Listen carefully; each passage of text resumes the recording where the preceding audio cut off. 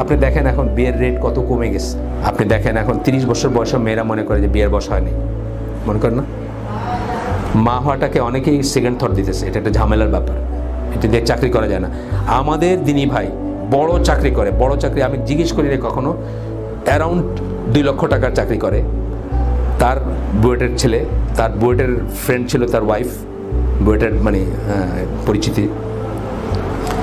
আর কোনো দোষ নাই, তার বাবা মা ওই মেয়েটাকে খুব পছন্দ করে, মেয়েটা চাকরি করে।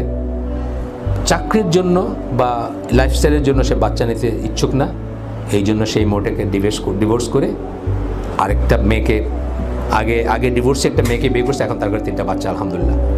মানে এই পর্যায়ে চলে যাচ্ছে আমাদের সমাজ, আমাদের মানে ফ্যামিলিটা ভেঙে গেছে, তাদের ভিতরে আর পরিবার নাই।